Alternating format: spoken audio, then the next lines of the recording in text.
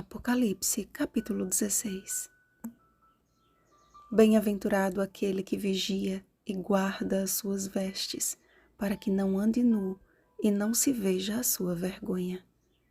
Versículo 15. Quando Deus pronunciar o seu último chamado ao arrependimento, quando a última oração ascender aos céus, quando em cada coração humano estiver decidido em que lado está no grande conflito, então cessada será a obra de intercessão e derramadas serão sobre a terra as 7 últimas pragas.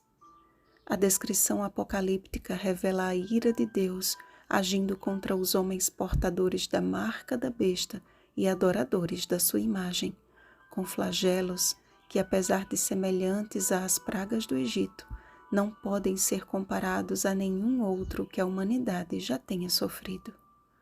Como nos dias de Noé, Mateus capítulo 24, versículos 37 ao 39.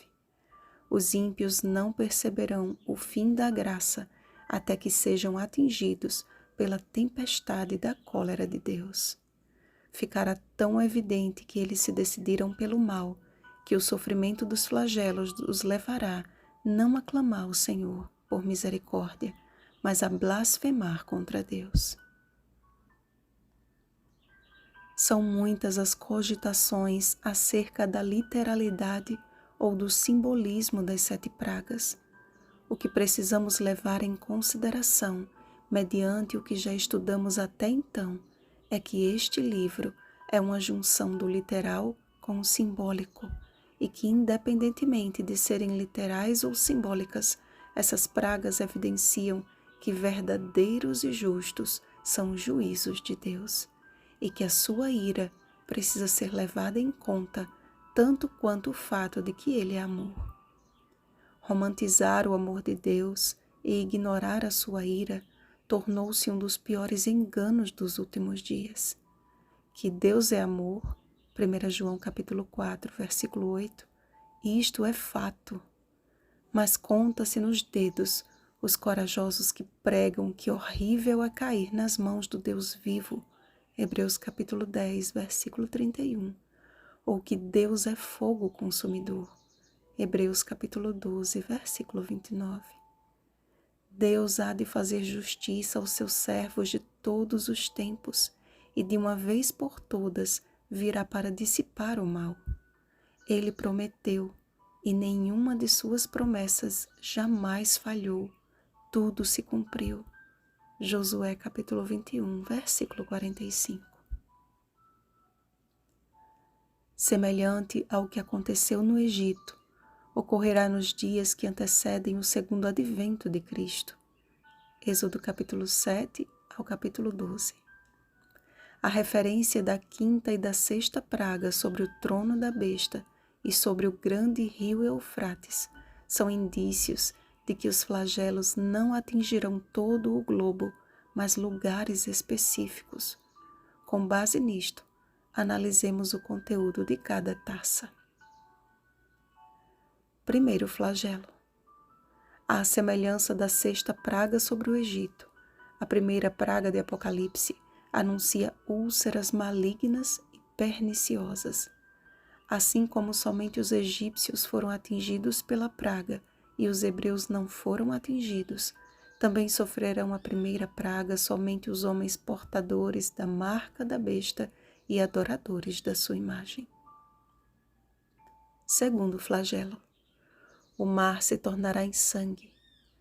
Não sabemos como isso ocorrerá, mas certamente podemos descartar as cogitações de fenômenos naturais que causam a coloração avermelhada na água, já que o relato bíblico é bem claro quando diz que o mar se tornou em sangue como de morto.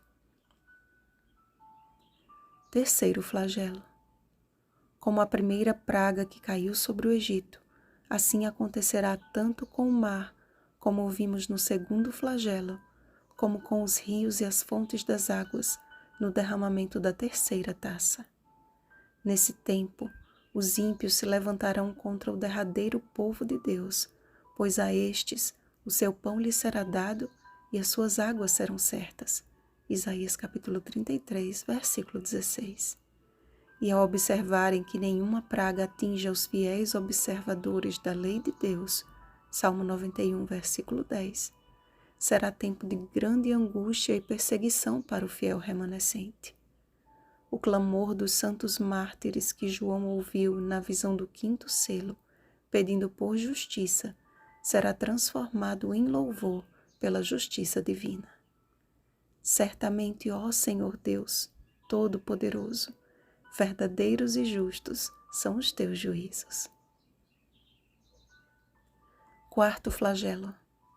Quando a 4ª taça for derramada sobre o sol, terríveis serão as consequências. Criado no 4º dia da semana da criação, esta estrela tem a função de manter a vida na terra, sendo fonte de calor e de luz. A estrela que por tantos anos foi objeto de adoração dos cultos pagãos, será instrumento da ira divina. E ao invés de haver arrependimento, os ímpios blasfemarão contra Deus, exatamente como faz a besta que escolheram seguir. Apocalipse capítulo 13, versículo 6, Daniel capítulo 7, versículo 25. O adágio que diz: o mesmo sol que amolece a cera endurece o barro, se aplicará com precisão neste tempo em que o solo do coração dos ímpios estiver endurecido. Quinto flagelo. Houve trevas tão densas no Egito que os homens não podiam enxergar uns aos outros, e os egípcios tiveram que permanecer no mesmo lugar até que cessasse a praga. Mas todos os filhos de Israel tinham luz nas suas habitações. Êxodo capítulo 10, versículos 22 ao 23. Quando o 5º flagelo for derramado sobre o trono da besta, quando ficar evidenciado que o território da mentira está mergulhado em trevas e todos os que seguiram a besta perceberem a sua impotência diante do caos, sentirão dor e desespero que palavra alguma pode descrever. Sexto flagelo. O 6º flagelo faz referência ao rio Eufrates. Era este rio que irrigava a antiga Babilônia, e foi secando este rio que Ciro e seu exército conquistaram o Império Babilônico. Devemos considerar este flagelo, portanto, de forma simbólica. Quando o mundo inteiro for reunido, ecumenismo, pelos 3 espíritos imundos semelhantes a rãs, espiritismo, paganismo e protestantismo apostatado, feliz será aquele que Jesus encontrar vigilante e incontaminado das trevas deste mundo. Assim como o Senhor abriu o Mar Vermelho e fez seu povo atravessá-lo em terra seca em direção a Canaã, assim este flagelo anuncia o livramento do remanescente de Deus, que marcha rumo a Canaã celestial.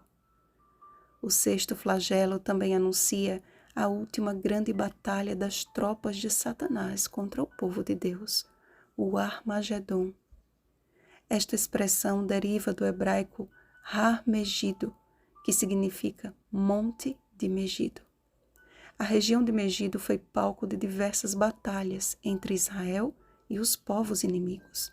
Mas o que nos interessa é identificar este monte de Megido.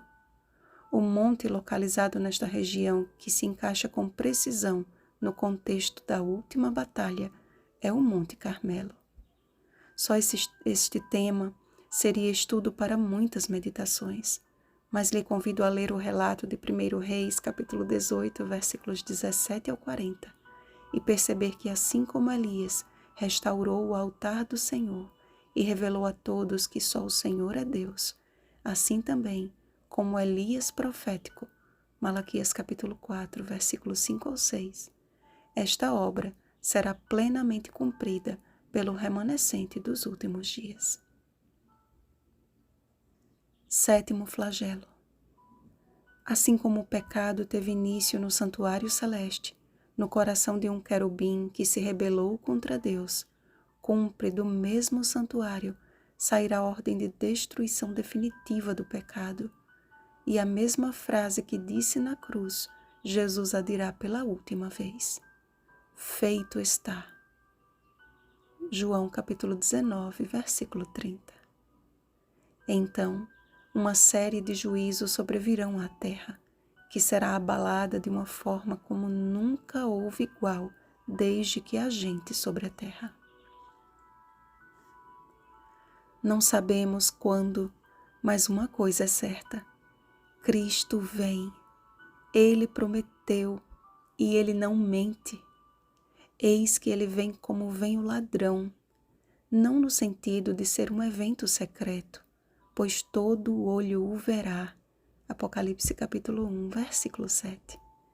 E sim, que a respeito daquele dia e hora ninguém sabe. Mateus capítulo 24, versículo 36.